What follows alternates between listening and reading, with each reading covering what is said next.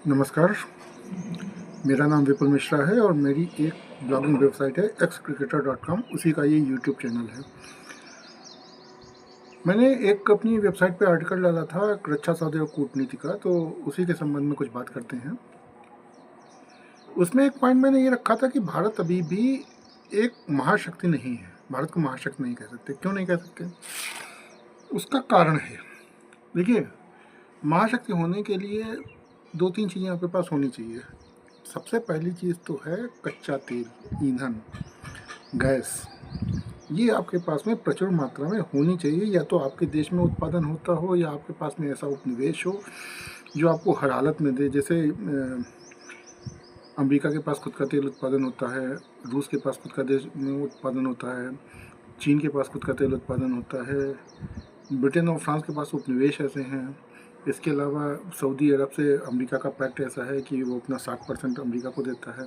60% देता है या कुछ कम देता है, इतना ध्यान नहीं, लेकिन फिर भी सऊदी अरब अमेरिका में ऐसा पैक्ट है। तो पहली बात तो तेल, जितनी 5 महाशक्तियाँ हैं आपके, अमेरिका, रूस, फ्रांस, ब्रिटेन और चीन, सबके पास में अपना तेल है। या तो उनके खुद देश में पर्याप्त उत्पादन होता है या फिर उनके उपनिवेश ऐसे हैं। हथियार से ज़्यादा ज़रूरी चीज़ ईंधन है बनने के लिए, सैन्य शक्ति बनने के लिए। भाई, आपके टैंक हैं, फाइटर जेट हैं, इनको ईंधन चाहिए ना। बगैर ईंधन के क्या करेंगे? उसके बाद चीज़ आती है हथियारों की। तो आप देखिएगा कि भारत के पास अभी तो इतने अच्छे स्वनिर्मित हथियार नहीं हैं। भारत हालांकि हथियार बनाने लगा है और भारत के पास में, भारत की सेना के पास पे स्वनिर्मित हथियार हैं भी। कुछ आंकड़ों के अनुसार ये 60 से 65% तक है, लेकिन फिर भी वो आंकड़ा बहुत विश्वसनीय नहीं है, क्योंकि तकनीकी जो है उन हथियार निर्माणों की, वो भी पूर्ण रूप से स्वदेशी नहीं है। उसके अलावा आपके पास में फाइटर जेट, आपके पास में तेजस जाने कब से बन रहा है, अभी तो फिलहाल मिला नहीं है। अर्जुन टैंक भी अभी पूरी तरीके से सेना में शायद ही शामिल हुआ हो। आप उन पर बहुत भरोसा नहीं कर सकते हैं। युद्धपोत आपके पास में कितने हैं ये मायने रखता है। सैन्य शक्ति के लिए, किसी भी सैन्य शक्ति के लिए ये बहुत मायने रखता है कि आप किसी समुद्री मार्ग को कंट्रोल कर सकते हैं या नहीं कर सकते हैं, कुछ दिनों के लिए उस पर कब्जा कर सकते हैं या नहीं कर सकते हैं। युद्धपोत आपके पास में ऐसे हैं जहाँ से आपके फाइटर जेट उड़ सकें और मिसाइलें छोड़ सकें। आपके पास ऐसे युद्धपोत हैं क्या? आपके पास में एटॉमिक पनडुब्बी हैं क्या? ये सब, और वो भी पर्याप्त मात्रा में। तो ये सब चीज़ें और वो भी आपके देश में बने हुए हों, ये सब चीज़ें मायने रखती हैं। तो भारत के पास में नौसेना तो अच्छी है, लेकिन भारत के पास में जो युद्धपोत है भी, वो भारत का स्वनिर्मित नहीं है। और हालांकि पाकिस्तान से तो हम अच्छे हैं, लेकिन इस मामले में हम चीन से भी अच्छे ज़्यादा नहीं हैं।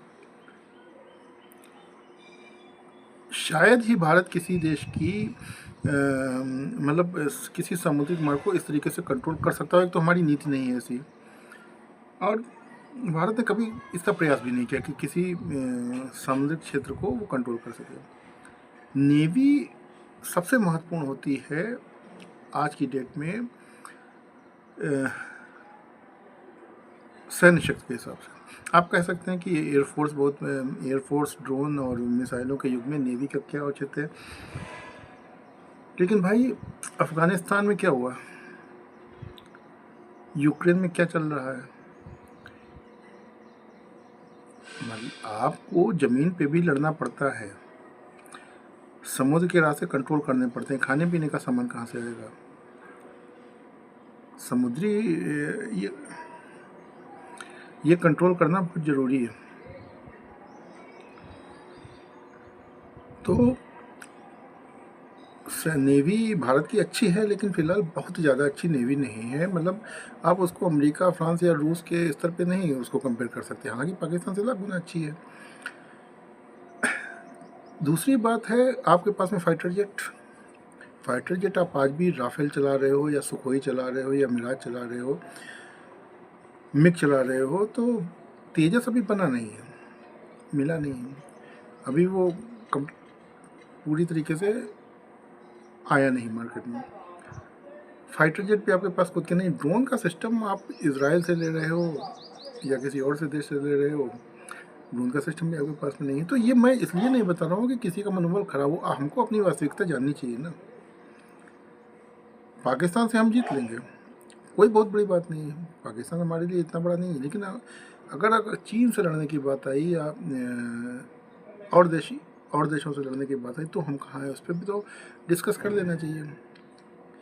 बैलिस्टिक मिसाइल हमारे पास में अग्नि है सबसे बड़ी, और 5,000 से लेकर 7-8 हज़ार तक की तो रेंज है, लेकिन वो कितनी है कहाँ है अभी क्लियर नहीं। लेकिन 10-12 हज़ार वाली बैलिस्टिक मिसाइल भी हमारे पास में नहीं है।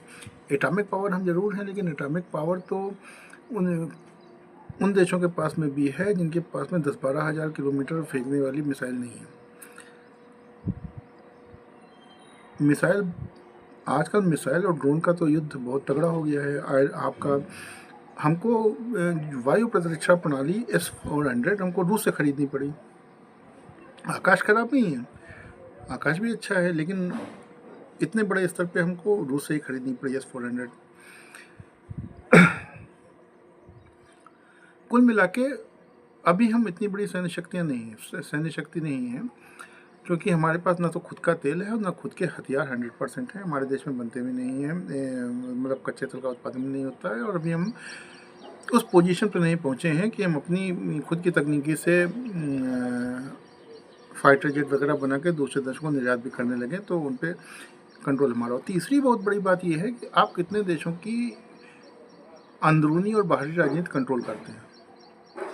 मुझे नहीं लगता कि भूटान को छोड़ के भारत किसी भी देश की अंदरूनी और बाहरी राजनीति को कंट्रोल कर रहा है। पहले नेपाल को हम करते थे, लेकिन वो एक प्रकरण हुआ था, सोनिया गांधी को शायद पशुपतिनाथ मंदिर में नहीं घुसने दिया गया था, तो उसके बाद में भारत और नेपाल के संबंध, तब वो राजीव गांधी प्रधानमंत्री थे, तो भारत और नेपाल के संबंध कुछ वहाँ से बिगड़े। उसके बाद में भारत नेपाल के संबंध अभी बहुत अच्छे नहीं हैं। नेपाल अभी भी चीन की तरफ ही है, और भारत की दूसरी तरफ बांग्लादेश है, वो भी कोई बहुत खास नहीं। तो आप कितने देशों की राजनीति कंट्रोल कर सकते हैं? भारत वो भी कंट्रोल नहीं कर रहा है। तो फिलहाल तो हम महाशक्ति नहीं है, लेकिन ये है कि हम लोग कम भी नहीं हैं। हमारे पास में चौथी सबसे बड़ी सेना है, और इधर उधर के सही, लेकिन हथियार हमारे पास में है। किसी भी दिन किसी भी शत्रु को हम टक्कर देने में, हराने में सक्षम हैं। तो ऐसा भी नहीं कि हम बिल्कुल गिरे पड़े हैं, लेकिन मेरे कहने का मतलब है कि अभी हम उस स्तर पे नहीं पहुंचे हैं, उस महाशक्ति के स्तर पे, जैसा अमेरिका, रूस, फ्रांस, चीन, ब्रिटेन है। इसके अलावा संयुक्त राष्ट्र सुरक्षा परिषद में स्थायी सीट होना बड़ी बात है, हमारे पास नहीं है। ये दूसरे देशों की राजनीति को कंट्रोल करने के लिए बहुत ज़रूरी चीज़ है, हमारे पास नहीं है। ये हमारा दुर्भाग्य है। क्यों नहीं है? क्योंकि शायद ऑफर भी हुआ था, लेकिन उस समय अब इतना मुझे जानकारी नहीं, शायद तत्कालीन प्रधानमंत्री ने चीन के लिए वो बढ़ा दिया था ऑफर, तो चीन को मिल गई, हमारे पास नहीं हुआ। और ये पुष्ट खबर नहीं है, मुझे इतनी जानकारी नहीं है, फिर भी सुना था मैंने। तो हम संयुक्त राष्ट्र सुरक्षा परिषद में महाशक्ति भी नहीं है, सीट नहीं, वीटो पावर नहीं। फिर एक चीज़ होती है कि हमारे पास कोई ऐसा पक्का दोस्त है, जैसे इजराइल का अमेरिका है। तो मेरे ख्याल से तो अभी तो फिलहाल नहीं है। इजराइल हमारा हो सकता है, लेकिन इजराइल जो है भारत को टॉप 5 हथियार निर्यातकों में से एक है। वो अपना बढ़ाना चाह रहा है प्रतिशत, जैसे टर्की पाकिस्तान को बढ़ाना चाह रहा है। पाकिस्तान के 81% हथियार टर्की वो चीन से आते हैं, ये बड़ी बात है। तो पाकिस्तान हमसे तो कंपेयर नहीं कर सकता, क्योंकि हमारे पास 36% आते हैं रूस से हथियार और 33% आते हैं फ्रांस से। डाइवर्सिटी है, जैसे म्यूचुअल फंड वगैरह में कहा जाता है ना डाइवर्सिटी, तो हमारे पास में अच्छी खासी डाइवर्सिटी है। दूसरी बात, हम लोग तेल लेते हैं रूस और अमेरिका दोनों से, दोनों महाशक्तियाँ हैं। उसके अलावा UAE से हम लोग लेते हैं, सऊदी अरब से लेते हैं, ये भी महाशक्ति बड़ी बड़ी है। कुवैत से ज़रूर हम लोग लेते हैं, वो इतनी बड़ी शक्ति नहीं है, लेकिन फिर भी बाकी सब महाशक्तियाँ हैं। तो ये हमारे पक्ष में होता है, क्योंकि पाकिस्तान रूस और अमेरिका से इतना ज़्यादा तेल नहीं लेता, वो चीन से तेल भी बहुत लेता है, और कुवैत और ओमान, अंगोला, इनसे लेता है। कुल मिला के भारत बहुत बड़ी शक्ति नहीं है, और हमारे जो दोस्त हैं वो इसलिए बने हुए हैं क्योंकि उनको हमें हथियार बेचने हैं और तेल बेचना है। चलो ठीक है, इसी बहाने ही सही, हमें पावर तो है ही, भले सुपर पावर ना हो। जय हिंद।